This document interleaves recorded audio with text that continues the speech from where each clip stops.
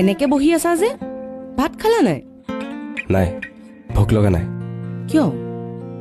মনটো বেয়া নেকি? মোৰ এনেকুৱা লাগিছে যেন মই জীৱনটোত হাৰি গৈ আছো আৰু তোমাকো তললৈ গৈ আছো।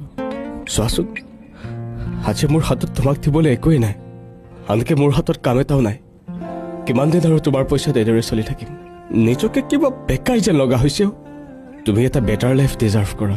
Better life? বেটাৰ লাইফ মানে কি?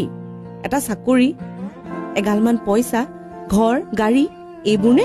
সুখী জীৱন এটা কটাবলে সেইবোৰে জানো নালাগে? সুখী জীৱন এটা কটাবলে মানুহক মৰম লাগে আৰু এনেকুৱা এজন সংগী লাগে যিয়ে তোমাৰ সুখ দুখত লগ দিব পাৰে। তুমি মোক তেতিয়া লগ দিছিলা যেতিয়া মোৰ একোৱে নাছিল, এতিয়া মোৰ পাল।